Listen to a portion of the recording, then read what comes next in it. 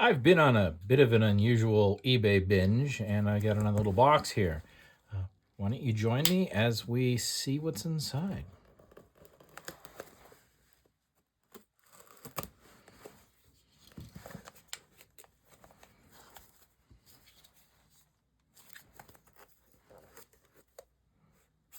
If I can figure out how to open the box.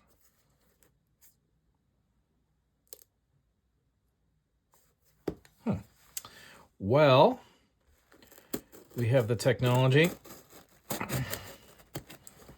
We can just brute force it. Maybe that was correct.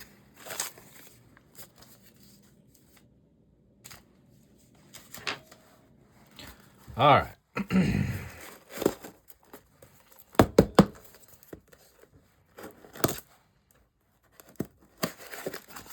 Okay.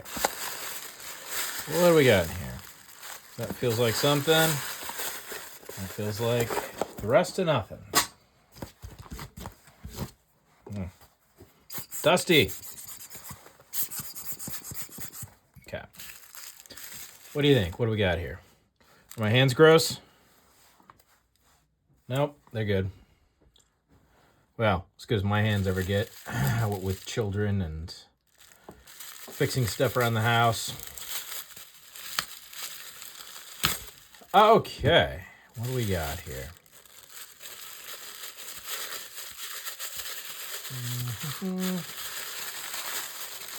Tissue paper. I bought tissue paper. A lot of, ooh, shiny. Let's see. This looks pretty good. For the sake of a smaller video, we'll just use the knife. Okay, let me zoom in on this. And you can use your skills of deduction to tell me what is gold. What do we think here?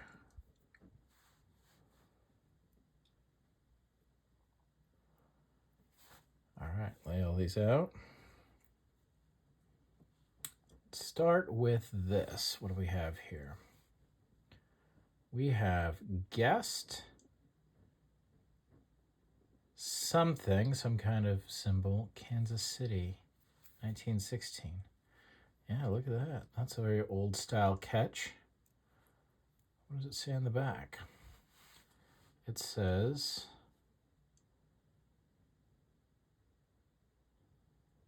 Deegis and Clust. This is a new one on me. Let's look for signs of verdigris.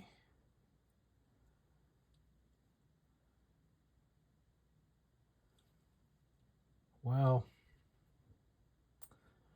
based on the construction of this, my guess would be that this is not actually gold. And the reason I would say that is because the Dieges, however you pronounce that, Deegis, and Clust is actually raised. See how it's part of the casting of the overall piece? Now, that can happen in gold, but generally it will also be accompanied by a mark. And I see that very frequently with brass. I think this one is going to be gold-plated. Also, I would say the catch tells us something because that's a cheap catch. It's not even a safety catch. So I'm going to go ahead and put that one aside and say that is not gold. Now, we'll see a couple pieces in here which I'm certain are gold, which you can compare to. This is all about learning what quality looks like. Now, this piece looks a little bit better. What do we have? We have Manul, M-A-N-U-A-L, and I think 22. Let's flip this puppy over and see what we got. Let's open it up. What do our marks say? Now, this one looks a little bit better because you can see how it's not raised. It's actually stamped in there. This one also may be fill, but I'm not seeing signs of that. I'm guessing this one's going to come out to be 10 karat, probably. I don't see any verdigris. I see a real nice shine. See that right there? I see a lot of age. 22. What are we talking about? We're talking about 102 years old. And it's a high school pin, the Manal, however you pronounce that. We'll have to look that up. And then you can see there's an H on one side and an S on the other. So this is a high school pin from 1922. And I will, of course, verify this later. And when I know, I'll put it into the description. But I don't see any signs of this being anything other than 10 karat gold. Maybe 9 karat. We'll see. So we'll keep that one right over here. All right, let's look at the next least likely piece. This is a Freemason 32nd degree pin. See, it's all about keeping it captured. We will look at the back here. Let's see what we got. Don't see any marks, but I do see a real dang good shine, despite all that dirt. Let's look at the front again. Let's see, what kind of quality do we have? Well, in my opinion, this is probably not going to end up being gold, but again, once I know, I'll put it in the description. The screw-on backs are frequently gold fill or rolled gold. Sometimes they'll tell you that, but I have not found one yet that was actually solid gold. All right, so that's a maybe pile. Now let's look at the two pieces which I think are definite gold. This first one,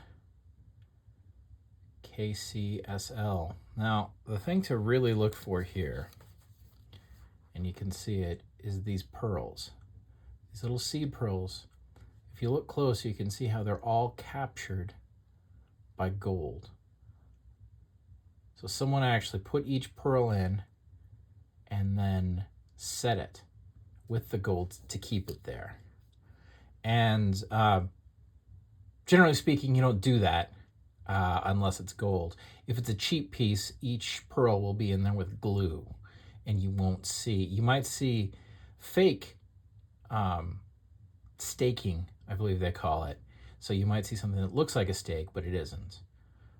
Let's check the back on this puppy. Oh, that is looking shiny, looking pretty. Let's see if we got any writing that will tell us what's going on. Again, we are looking at stamped, not raised. So that's a good sign. And that sure looks like gold. So let's look at the edges. And boy, I don't see any kind of verdigris, any kind of brass shining through.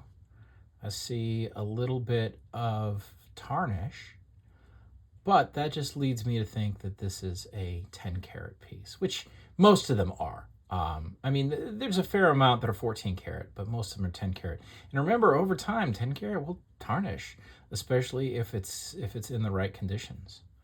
So I'm not sure what KCSL means, but I am sure that is a 10 karat gold pin.